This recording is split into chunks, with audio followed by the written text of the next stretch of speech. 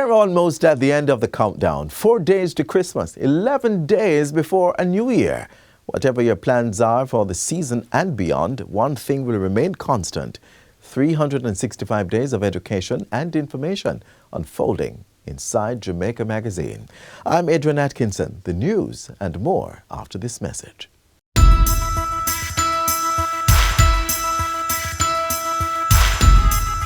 What people want are good memories to say, wow, I got this from this person and they really thought about me. So how about looking for some pictures that you have of you and that special person and packaging it nicely or putting it in a picture frame? That could make a really nice gift. Or think about what is their financial goal that they're trying to save towards. And it may be that you put a nice little card and say, hey, I'm contributing towards X because I know it means the world to you. Or look around the home. What is it that they really want? It could be something as simple as lovely pillows for a woman, right? And you may buy her a set of pillows. Look for something that means the world to that person. It doesn't have to cost a whole lot of money. It just has to show that you've put in a whole lot of heart.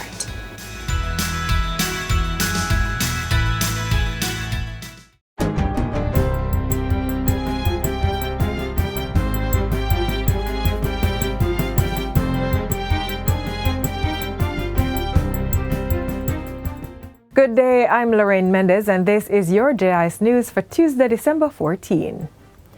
Government has announced a $90 million special support package for members of the entertainment, culture and creative industries.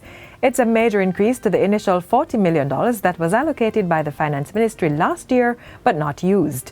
Persons may now apply for grants of $60,000 per individual, and the Culture Ministry is anticipating the award of 1,000 such grants. To benefit, persons must register on the Ministry of Culture's e-registry or its website. Additionally, beneficiaries must be members of an established industry organization such as JARIA or JAFTA. They must also have either a Jamaican bank account or an NCB prepaid MasterCard to facilitate payment of the grant.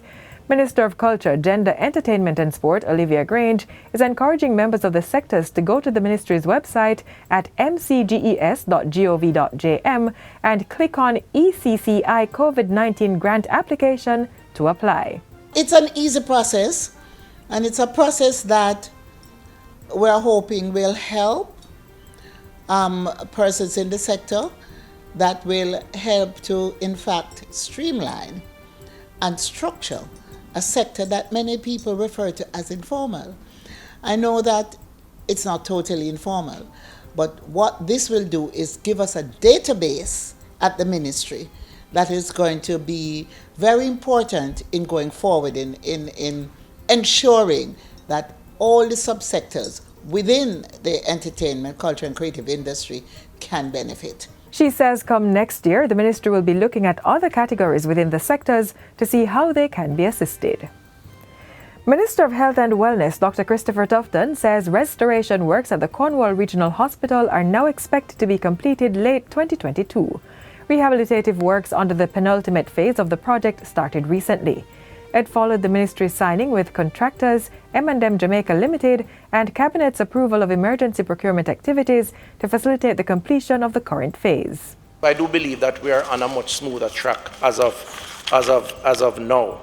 Cornwall Regional, along with a new Western Children and Adolescents Hospital being constructed on its grounds, are expected to bring an additional 700 to 800 beds to the Western region. The Transport Ministry has officially launched its $2.3 million Travel Pal app in yet another move to enhance safety in the public transportation sector. The Android and iOS compatible app will allow commuters to use their mobile devices to scan the registration plates of public passenger vehicles, PPVs, to verify if they are licensed by the Transport Authority. Speaking at yesterday's official launch, Transport Minister Robert Montague said the app would also provide users with information on the specific location and expected time of arrival at the destination. So we are going to put into the hands of Jamaicans a weapon. Not a weapon of mass destruction, but a weapon to even the scales, to allow the ordinary citizen to push back against criminality. So when you download TravelPal on your phone, The moment you are at a bus stop and a taxi comes along, you input the license plate and the app immediately tells you if this is a licensed and registered operator. Minister Montague says very soon the app will feature a panic button design that will be linked to the Police 119 system. This will come on stream once a memorandum of understanding is signed with the Jamaica Constabulary Force. The initiative is part of the ministry's 16-point plan to reform the public transportation system. Meanwhile, the Island Traffic Authority is moving towards the electronic production of fitness certificates across all depots. Portfolio Minister Robert Montague says this system will be tied to a geofenced location on the premises of the depot, which will limit the instances of vehicles being passed without being assessed at a depot. You must put the car in that location. The machine senses that a vehicle is there, and if it is one of the modern cars, the machine actually reads the information from the car's black box. And then a fitness certificate can be produced.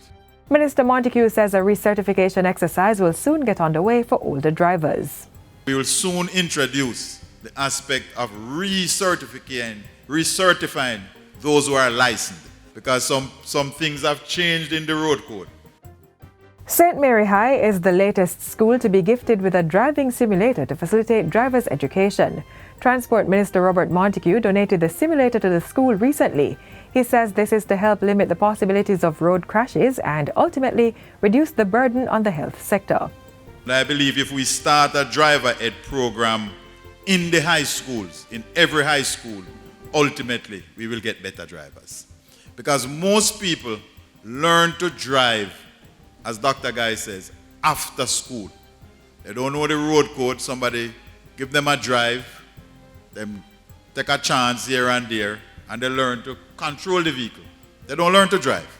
And finally, Prime Minister Andrew Holness has accepted the resignation of the Heart NSTA Trust Board Chairman Edward Gabidon. Mr. Gabidon formally resigned in a letter dated Friday, December 17, 2021. Prime Minister Holness has since thanked Mr. Gabidon for his service to the board and to Jamaica. He has also informed that a new board chair will be named shortly. In the meantime, Mr. Holness says a strategic review of the Heart NSTA Trust is currently underway. It follows a report of the Commission for the Transformation of Education, which was delivered earlier this year. And during a question and answer segment in last week's sitting of the House of Representatives, the Prime Minister revealed that an internal review of Heart's operations was also taking place. This is in addition to applications being sent out for a new managing director of the trust. We have taken the decisions for the strategic review and the direction of Heart, and we are also looking to put in place now a new executive director, managing director rather, that will help with the improvement in the actual management of the operations of Heart. Heart is too critical an entity, and its mission is just too important for it to be allowed to be ineffective. And that's it for JI's News Today. I'm Lorraine Mendez. Thanks for watching.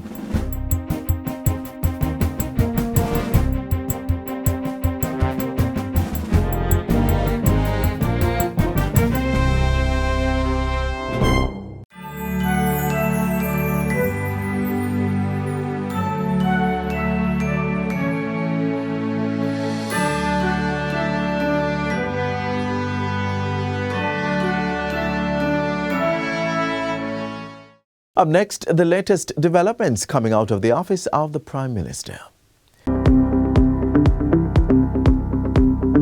Prime Minister delivers 110 housing solutions in Manchester, donates medical equipment to the Ministry of Health and Wellness, and welcomes $20 million donation for free-to-air education channel. You're watching Jamaica House Weekly. I'm Vaughn Davis. Prime Minister Andrew Holness started his week in the House of Representatives, reporting that the strategic review of the Heart NSTA Trust would be announced shortly. The review is being undertaken by the Education Transformation Task Force, and Mr. Holness says government is to receive the report in a few months' time. An internal review of the operations of the Heart NSTA Trust is also underway. We have taken the decisions for the strategic review and the direction of Heart, and we are also looking to put in place now a new executive director, managing director rather, that will help with the improvement in the actual management of the operations of Heart. Heart is too critical an entity, and its mission is just too important for it to be allowed to be ineffective. Mr. Holness says advertisements for a new managing director will go out shortly. He was responding to questions posed by opposition spokesperson on finance, Julian Robinson. The Prime Minister also responded to questions about the staging of a strategic planning retreat that was held between October 7 and 10. He shared that the retreat, which was attended by the Board of Directors and senior executives, cost the agency $5.68 million. The following day, Mr. Holness was in Manchester for the handover of 110 housing solutions at Perth Estate Phase 1A. 30 two-bedroom units were delivered at a cost of $13.9 million each, and 82 serviced lots, each costing $3.8 million, were issued. Mr. Holness told the 25 beneficiaries who were physically present and the others joining virtually that measures were being put in place to ensure reliable water supply. We have ordered a new pump which will be taking water from the pepper, that's down the hill there, to pump it up Spur Tree into the town and to supply the parish generally. The pump is a specialized pump. It takes 1 year to build. So the order is in, it is now being built, and we are very hopeful that early next year we could have the pump. Very hopeful. Mr. Holness also disclosed that government was targeting 3,406 housing units and service lots in Manchester over the next 5 years. Of that figure, 1,406 will be delivered by way of Perth Phase 2, and the remaining 2,000 service lots and housing units are planned for Mount Nelson in the parish. In anticipation of a fourth wave, we would be in a far better position in terms of increasing supply and putting in redundancy. And a part of the redundancy strategy is to have machines like these. Prime Minister Andrew Holness Thursday, as his Positive Jamaica Foundation donated 19 medical oxygen concentrators worth $25,000 to the public health system. The machines are used to treat persons who are hospitalized with mild to moderate COVID-19 symptoms. Mr. Holness says the oxygen concentrators were the work of a partnership between his foundation and private individuals overseas, including Ambassador Audrey Marks. He says these concentrators will complement the 100 now being procured. And by Friday, the Prime Minister was on hand to see the Universal Service Fund (USF) issue $20 million in grant funding to the Public Broadcasting Corporation of Jamaica (PBCJ). The money will assist the PBCJ in procuring equipment to establish a dedicated free-to-air education channel. The channel will broadcast content for students at the early childhood, primary and secondary school levels. Mr. Holness welcomed the donation, saying the channel will help the state with education loss attributed to the ongoing COVID-19 pandemic. I'm encouraging parents that when this channel is fully operational, to sit with your children, encourage them to follow the classes online and on your television and catch up with the curriculum and the information and learning that they would have lost during the almost 2 years out of school. And that's how we close out Jamaica House Weekly. Be sure to join next time for more of the news stories coming out of the office of the Prime Minister.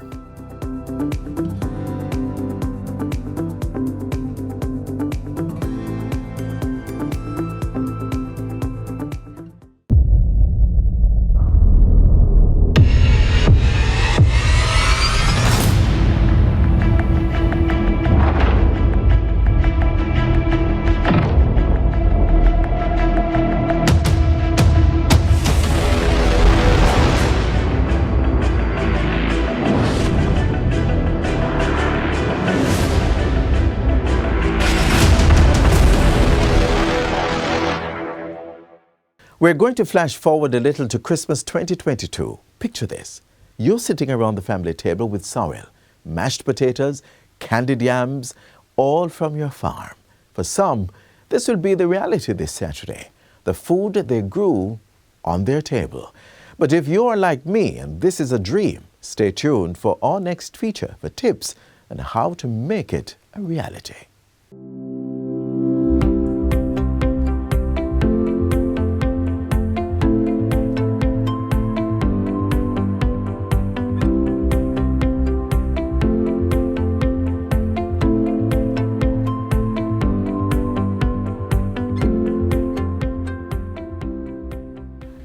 a job at any time is hard, more so during a pandemic. But in this adversity can arise opportunity. It's just a matter of how you bounce back from this job loss to put food on your table and to keep clothes on your back. Late 2019 into early 2020, I realized that my job security was a little bit threatened. And so the thought came to me, if I were to lose my job right now, my son just started high school, what would have happened?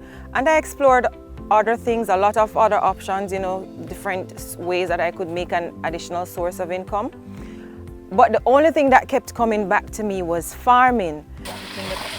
And it's something that I just never saw myself doing. Growing up, if somebody told me that I would be doing this now, I wouldn't have believed them because I detest it. I didn't see where my family members, really got anything out of it. It was just a little thing that they were doing. They didn't treat it as a business. And so I said to myself, I didn't want to be like them. But at the end of the day, I had to be realistic because I had a thriving backyard garden. I was saying to myself, that's just being hypocritical. If you can do it just for fun, why not just do it, as an additional source of income? As a farmer, the biggest challenge I have to, and still continuing to overcome, are the voices in my head that, farming is not a viable business. It's not something that you do. It's just something you do on the side. Growing up, nobody aspired to be a farmer. Nobody wanted you to be a farmer. You dare not go and tell your parents that, oh, I'm going to be a farmer. No, that's just not something you do. So the biggest challenge right now is, the voices in my head and what I think society said about farming. Now, second to that, it's just to get good work. They have this thing to say, good help is hard to find. I've gone through that stage where you find some that's not ideal, but I have to give God thanks right now. I have a team that is great. Natural sweet corn, man. You don't have to cook it, man. Eat natural, man. See, like I said, it's not about losing your job, but really how you bounce back. We know it can be hard, so make sure you are not one of those persons who are afraid to ask for help. Well, to tell you the truth, every single thing that happened in your life, look at it as a lesson, because whatever challenges I was facing back in 2019, 2020, in that 9-to-5 job at the time, looking at it now, I saw where it prepared me to be the type of person I am today, because farming is not for the faint of heart, It's not. And I look at it, every day I look at it, I always repeat Romans 8, verse 28. All things work together for good for those who love the Lord. And if you can just look at your challenges, whatever it is you're going through right now, maybe you were fired, maybe your company scaled down, maybe you are ill, whatever it is, you can look at those challenges and just flip them, turn them into something positive. As it relates to those persons who want to go into farming with a plan. Don't just go into farming and do it because that's what everybody is doing. That's how my grandmother did it. That's how my mother is doing it right now, and I'm trying to tell her, no, you have to go with a plan. Go with a plan. Speak with the expert. Speak with RADA, because you're just doing this. Even if you have a degree in the area, somebody out there still knows more than you. So speak with them, and you have a plan. Chief among that plan should be your marketing plan. Who is your target audience? Why are you planting what you're planting? Once you have a plan, you don't even really need money, because you can sell your plan to the financial institution, to a friend or to somebody, and they will fund it once it's a solid plan. So for those persons who have lost jobs, don't give up. Just look at it as a lesson. Look at it as a stepping stone. What can I learn from this here situation right now? Most businesses started out of a crisis. This is your crisis. This is your recession. Just use it to propel you to the next level. And for those persons, young females, because I'm passionate about women empowerment, for those young women who want to go into agriculture, go straight for it.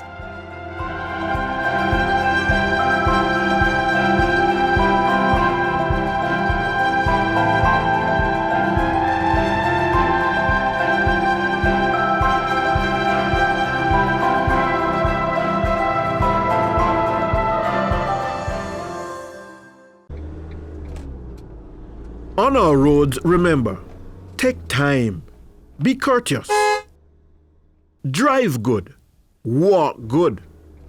Don't drink alcohol and drive. Don't drive tired or sleepy. Don't tailgate and don't overtake unless it is safe to do so.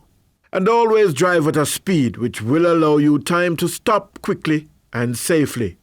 Let's keep it safe on our roads. The National Solid Waste Management Authority needs your help in keeping Jamaica clean.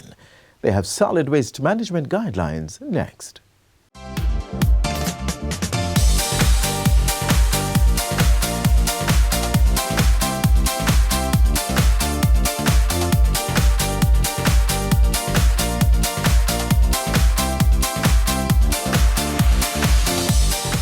With our best effort, the National Solid Waste Management alone cannot clean up Jamaica, cannot clean up Maypen.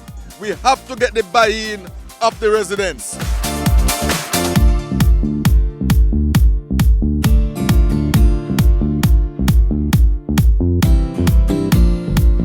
What is Bagit Up? Bagit Up is simply saying to you, take responsibility for the solid waste that you generate. As small as an ice cement bag, paper, as small as a Wrigley's wrap, don't throw it out through the car window. Don't drop it at your foot. Put it in a bag, pack it up, bag it up, so that we can come and take it. We want to encourage containerization in the very minimum. We don't want you to believe that it's only when you have a lot of garbage that you must take responsibility for it. We want you to take responsibility for just that little biscuit paper, even the little biscuit paper, the little thing that wrap up the little bun that you eat, the little patty bag. We want everything to be properly containerized. SPM Waste Management, a regional company of the National Solid Waste Management Authority, NSWMA, launched the community-based project Bagit. It seeks to address issues associated with littering in the town of Maypen-Carindon. Research shows that vendors and passengers in public transportation vehicles are among the main contributors to littering in the parish's capital. The Bagit campaign wants to change behaviors associated with improper solid waste management and implement effective measures for containerization.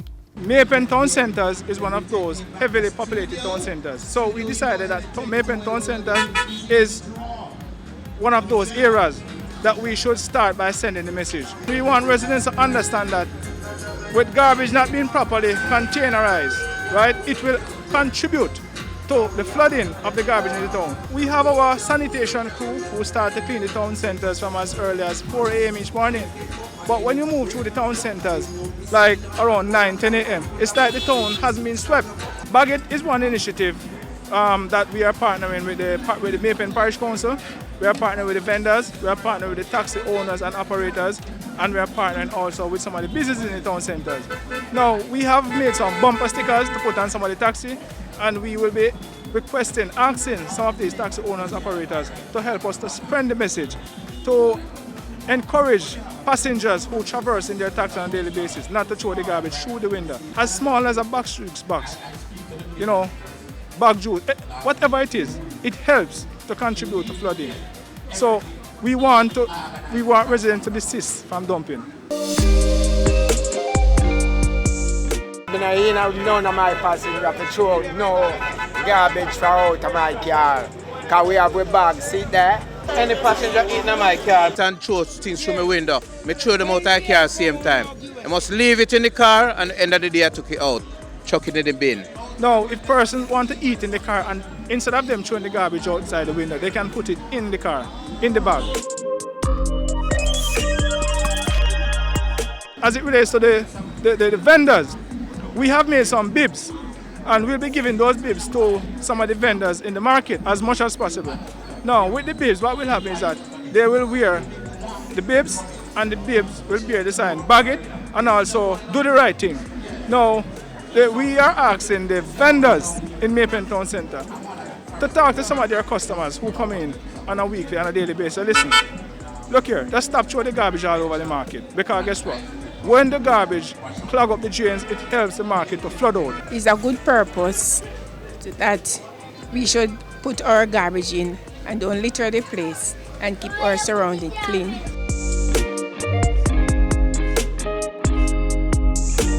It is good for bagging it because if you bag it, you just take it up and put it there in the truck, come and pick it up. I got the garbage bag and I'm going to put the garbage in it that I don't have to litter the place. Heel up. Big up the plastic then.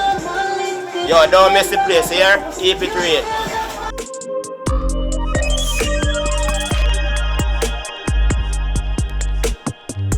Across the country, you have different audiences. So we have to target various groups to help us spread the message. So the vendors will help us, the taxi owners, operators will help us, right? The people who own the supermarkets, restaurant, etc., we want them to help us as well. Right across Jamaica, we have the challenge where some people believe that they must just throw things out. They must just discard items at will. We want to inculcate in the minds of people from very early that we are responsible for the solid waste that we generate.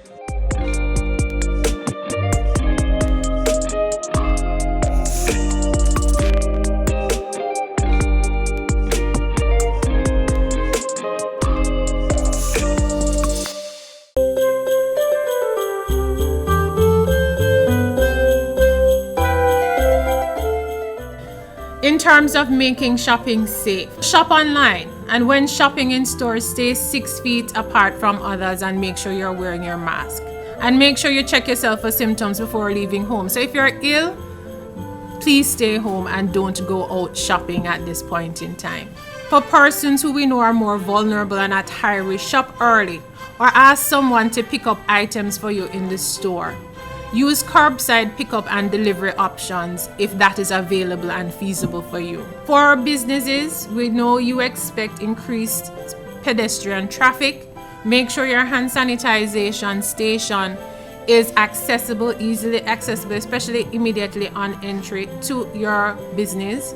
Make sure you're enforcing physical distancing, not only within the business space itself, but outside. Offer online and telephone services as much as possible for as many services as possible within your business.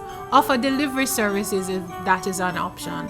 Have options for short interactions to be expedited, and make sure you have reminders of the infection prevention and control measures within your business so that you can remind your clients of what is expected.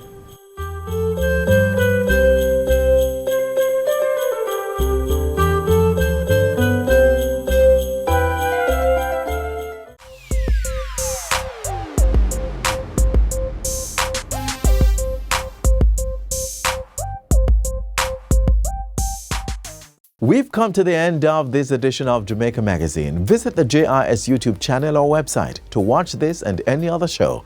And don't forget to visit our social media pages and leave a comment or a like. I'm Adrian Atkinson. On behalf of all of us here at the JIS, do take care.